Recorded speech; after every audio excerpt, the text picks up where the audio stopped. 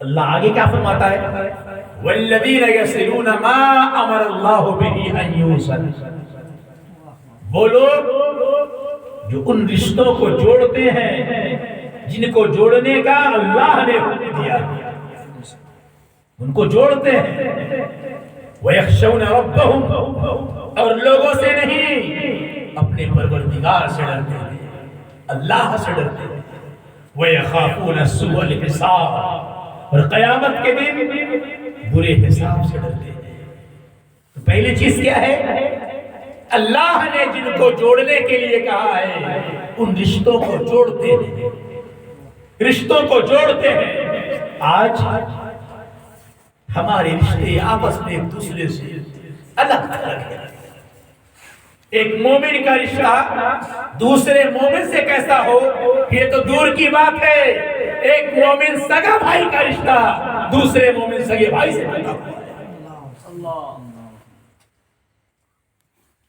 کوئی دور کا دوست آ جائے تو اس کے لیے گھر کے اندر طرح طرح کے ناشتے سجا دیے جائیں گے، اور بغل کا چچا یا بابا آ جائے تو اس کو محبت سے سلام بھی نہیں کیا جاتا، پیار سے ملا بھی نہیں جاتا۔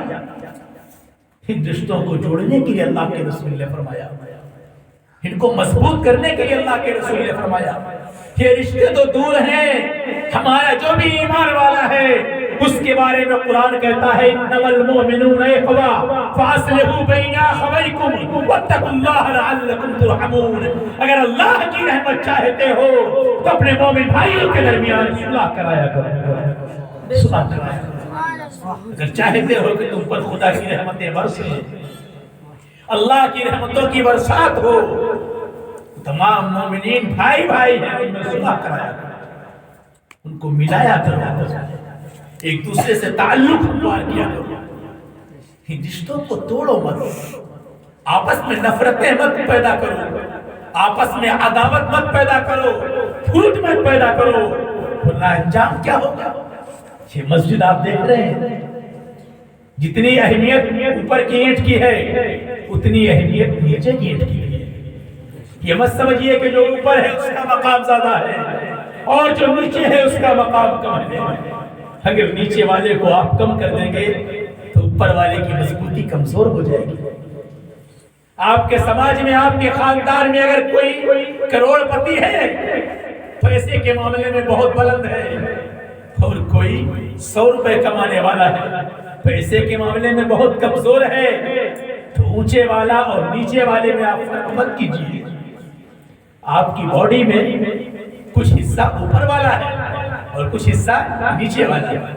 سر کا مقام کتنا بلند ہے کہ نہیں، اور پیر کتنا نیچے ہے، لیکن جب پیر میں کبھی کانٹا لگتا ہے تو یہی سر محبت سے جھک جاتا ہے، جھک کر کے دیکھتا ہے کہاں کانٹا ہے، اور یہ ہاتھ اس کو نکالنا چاہتا ہے۔ جب پیر کو تکلیف ہوئی، سب سے اوپر والا پریشان ہو گیا، اس کے لیے آنسو بہنے لگے، اس کے لیے زبان سے چیخ نکلنے لگی، یہ کس کے لیے ہے؟ بلند والے کے لیے نہیں بلکہ نیچے والے کے لیے ہے، کیونکہ یہ جانتا ہے کہ اگر یہ تباہ ہو گیا تو ہم بھی تباہ ہو جائیں گے۔ اسے معلوم ہے کہ اگر یہ تباہ ہوا تو ہم بھی تباہ ہو جائیں گے۔ جب کوئی جانور دوڑائے گا یہی تو لے کے بھاگے گا، یہی تو بچا کے لے جائے گا، اور اگر آپ کے سر پہ کوئی مارنا چاہے، تکلیف دینا چاہے تو ہاتھ آپ کو سہارا دے گا۔ جب تک اس کے اندر طاقت ہوگی ایک بھی ضرب آپ کے سر میں نہیں لگے گی، سب ہاتھ برداشت کرے گا۔ کتنی محبت ہے آپ سے، کتنا پیار ہے۔ اگر یہاں پہ اونچا نیچا دیکھا جائے ایک دوسرے کی تباہی کا سبب بن جائے گی۔ اسی لیے اللہ کے رسول نے ارشاد فرمایا کہ المومن للمومن کالبنیان یشد بعضہ بعضا۔ مومن مومن کے لیے ایک عمارت کی اینٹ کی طرح ہے کہ ایک اینٹ دوسرے اینٹ کو تقویت دیتی ہے۔ اور ایک مقام پہ اللہ کے رسول نے فرمایا مثل المؤمنین فی توادہم وتواصلہم وتراحمہم کمثل الجسد الواحد، کہ تمام مومنوں کی مثال آپس میں محبت کرنے میں، آپس میں رحم کرنے میں، آپس میں پیار کرنے میں ایک جسم کی طرح ہے۔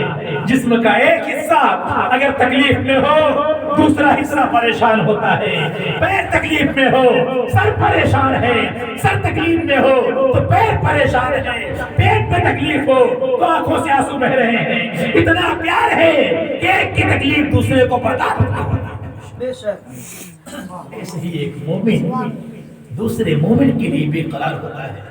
ہم اپنے دل پر ہاتھ رکھ کر سوچیں، کیا ہم نے کبھی کسی دوسرے مومن کو بیمار دیکھ کر اپنا چین اور سکون قربان کیا؟ کہ اپنے پیسے بینک سے نکال کر اس کی بیماری میں ہم خرچ کر دیں؟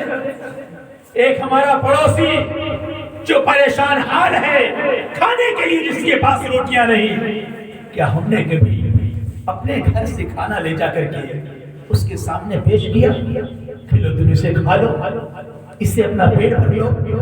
ہم اس نبی کے چاہنے والے ہیں جس نے ارشاد فرمایا ہے کہ قسم خدا کی وہ ایمان والا نہیں، قسم خدا کی وہ ایمان والا نہیں، قسم خدا کی وہ ایمان والا نہیں جو پیٹ بھر کے کھا لے اور اس کا پڑوسی بھوکا سوتا ہو۔ کیا ہم نے کبھی یہ درد محسوس کیا کہ ہمارا ایک پڑوسی بھوکا تو نہیں، ہمارا پڑوسی پیاسا تو نہیں، ہمارے پڑوسی کو کوئی دکھ اور تکلیف تو نہیں؟ ہم ایمان والے ہیں، کوئی بھی ایمان والا بے قرار ہو تو ہمیں تڑپ جانا چاہیے، مچل جانا چاہیے۔ یاد رکھیے اس عمارت کی ہر اینٹ دوسرے اینٹ کے لیے ضروری ہے۔ ایک اینٹ اگر نکل جائے تو آپ سے اگر کہا جائے کہ اسے چھوڑ دیجئے، باہر کر دیجئے، آپ کہیں گے نہیں اس کو اندر لگاؤ، ورنہ آج ایک نکلی ہے کل دوسری نکل جائے گی، دوسری کے بعد تیسری نکل جائے گی، اس طرح سے ایک دن یہ عمارت گر جائے گی۔ اور اگر اس اینٹ کو آپ مضبوط کر دیں، اس عمارت کے اندر مضبوطی پیدا ہو جائے گی۔ جس طرح سے میرے بھائی اگر ہاتھ کو کاٹ دیا جائے، صرف ہاتھ کمزور نہیں ہوتا، آپ کی پوری باڈی کمزور ہو جاتی ہے۔